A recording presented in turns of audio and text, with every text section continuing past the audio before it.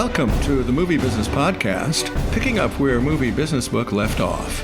I'm Jason Squire, hosting a wide range of industry talent and executives to answer fundamental questions about the business today. Here we go.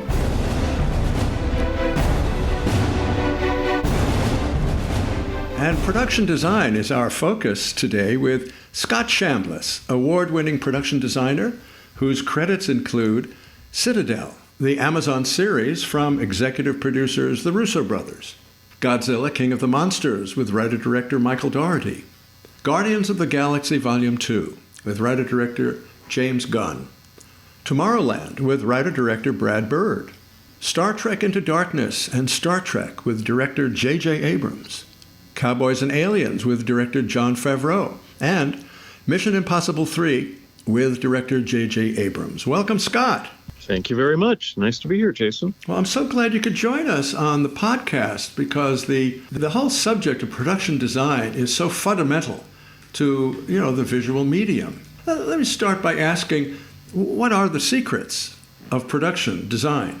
I love that idea that there are secrets to this. There are so many moving parts to production design, and I think one of the big ticket items that I've learned over the years, particularly in doing the big tentpole projects that I've done, is that you have to keep both my focus as a designer, the production design, fully in vision, at the same time having the overall production fully in your mind, because the production is the big machine that we're all building our component for, and each component has to work together for the production itself to function smoothly and to be able to get the job done. And the only way a designer can ensure that happens for what he or she is responsible for is to know the art department and the design concept inside and out, and also to have a full understanding of how it fits into the larger machine. Because when the changes start coming in production or in the script, and they are going to come, they always do, you have to be aware of how you can modify to accommodate changes as they happen. And you also need to understand the financial impact of any modification that you set out to do. It's a terrific introduction because it does lead to a couple of questions that I just happen to have. So the three main collaborators on the visual style of a movie are the director, cinematographer, and production designer. Can you provide an example of how this might work? Sure. A fun one was on the first Star Trek movie that I did with J.J. Abrams and Dan Mindel, who was our wonderful, incredibly talented director of photography. The production designer is the first one of the collaborative team that the director brings on. So I got up and running. We started in very broad strokes, building what was ultimately going to be the finely detailed production design concept for the story for this reboot.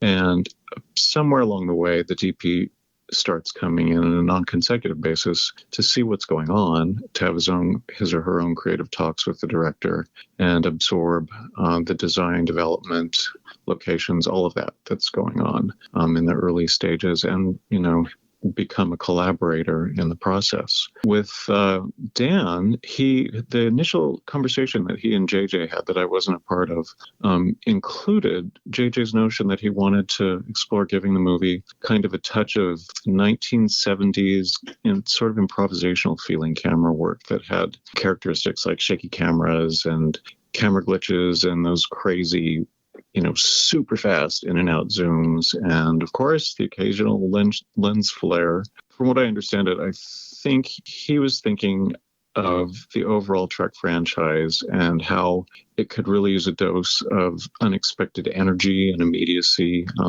particularly in bridge sequences, which historically had turned pretty static rather quickly. Anyway, he had this conversation with Dan. Afterwards, Dan went to the stage where the Enterprise bridge set was being built. It was about halfway through construction at that point. And he noticed there a soffit that was wrapping horizontally virtually around the entire set of the bridge at about eye level. and had a thought. So he came to find me in the art department and asked what I thought of the idea of embedding a continuous row of small lighting fixtures in that horizontal header that would point directly into the camera lens. And because I didn't know anything about this 70s concept of JJ's, first thing I said was, well, interesting, isn't that going to cause lens flares? And Yes. Dan said, yes, that's the whole point. Like, okay, cool, that sounds like fun. Can you control it, though? And he said, yes, absolutely. And he did. We planted them in there. It was a perfect time to make that sort of ad. It didn't cause any heartaches or additional expenses. And at the end of the day, it was just a great thing for JJ. It gave him some of the flares that he wanted, but actually it wasn't enough. So he wound up having Dan standing by across from the camera when we were shooting in the bridge, and he had this big industrial flashlight in his hand, and on JJ's cue, he would sweep the camera lens with that thing to get the flare at just the right time. And JJ became rather known for those lens flares for a while, I believe. The lens flare. Yes. This is a great example, of the collaboration. So I wanted to ask, to dig a little deeper as to how your department is structured. Mm-hmm. Well, when I come on, I have a bit of solo time. The first couple of weeks, I use it to dive deep into my own research and development process. And quickly after that, I bring on a research assistant or two, depending on the scale of the project. And around the same time, I bring on a supervising art director to help me lay out the art department, who they are going to be on our team, and also to begin the budgeting process. And we bring on a construction coordinator for usually a period of 2 weeks to do our initial pass budgeting. We bring on an art department coordinator early on. He or she will have a couple of PAs over the course of the pre-production as well. And the rest of our art department are set designers, concept illustrators, assistant art directors who are keys, who are responsible for a handful of sets for the film.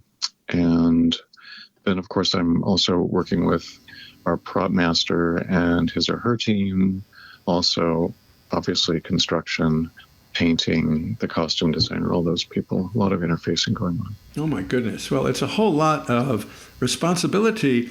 And also, it seems, instinct and diplomacy as well. It's helpful, but everybody does the job differently. And I know more than one production designer who prefers the reign of terror approach. So It really depends on your personality, I think. So, speaking of department heads in general, as you've mentioned, are responsible for both creative and money issues. How do you balance the two? And is there an example that comes to mind as to, how it was a little stressful or difficult to solve? Jason, it's always stressful and difficult to solve. That's the nature of the beast. The only way to rise to the occasion of dealing with all the difficulties inherent in this job are a couple things. First, you've got to develop a design concept that's very deeply layered and very flexible, because things change all the time on productions, and even, elements that you imagine are fundamental and won't go away or morph, they often do. The other thing you need to be able to do is, as you're morphing your design approach, whether it's based on new sets you have to build or changes in location, changes in schedule, whatever, you need to understand, this is the practical side I was referring to earlier on, you need to understand how it translates into budget and how the money is going to change, how you're going to need more, or maybe in the rare occasion when you're cutting something, you suddenly have a little bit less that you need, and you can assign that money to other places that are running over. And a good example of how it can go was on Mission Impossible 3 with JJ. We didn't really have an ending for the movie until we were almost done shooting. And by the time we got there and had to figure it out, what we wound up having was a storyline that required a brand new stage-filling set that needed to be designed, built, and ready to shoot in 6 weeks, which is wow. an extraordinarily curtailed amount of time for something like that. And this was to be a stage set that did not have any VFX involvement with it at all. It was all build it, get it in there, get it in front of camera, and we did do it. You know, when you've got great teams of people who know how to work under the gun like that, you can achieve pretty amazing things, and we were all really happy with how the set worked. Now, under the gun is exactly what I wanted to turn to. What is it like with the money breathing down your back? Huh. It's funny. It's easier for me to say now, too, because I've been doing this for a couple of decades. But the ambitions of a project, whether it's giant scale like these have been or much smaller scale like the small pieces I've done, the ambition is always way bigger than the envelope that it needs to be stuffed into. So you go into something knowing you got to wrangle it. And you may not know for a while in what direction you're going to wrangle it because, again, all the moving parts, all the possibilities stay up in the air for quite a while in pre-production. But you know you have to, and it's just a part of the job. So as long as you have a realistic approach to it and don't get fixated on something that you feel you must have at all costs, and I don't believe there's anything that you must have at all costs in general terms, when you're doing a project like this, you'll be okay if you keep your feet on the ground. Wow! Again, it's a combination of flexibility and intuition and diplomacy. It seems like it's not for the faint of heart, but that turns to anyone who might be interested in getting started in this field. What advice do you have for someone who wants to get started in design? Well, hopefully that somebody is already oriented toward visual storytelling, because that is the essential nature of production design. And if you are oriented that way, chances are you've got a skill of some sort, or maybe you've already got a profession of some sort. I came at filmmaking from working for a chunk of years in New York in Broadway theater and regional theater as a set and costume designer. And I know other people who've gotten into it from architecture backgrounds, and a few were artists.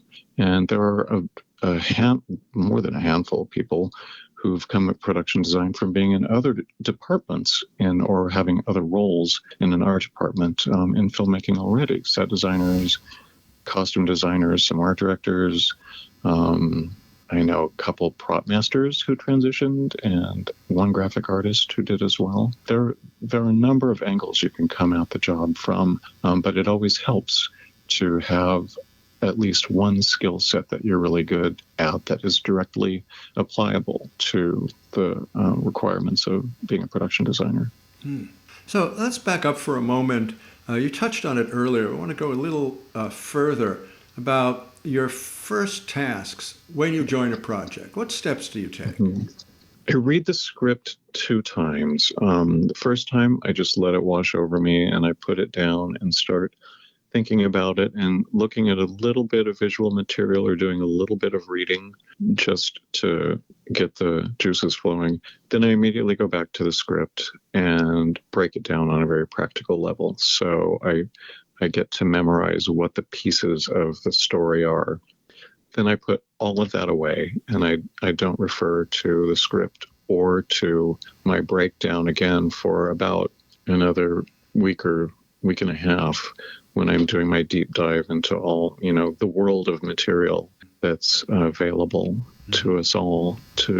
It's a very intuitive process, and it's one of my favorite parts of the whole job, because this is the moment when anything is possible, and you're feeling a story as much as you're mapping out the terms of the story.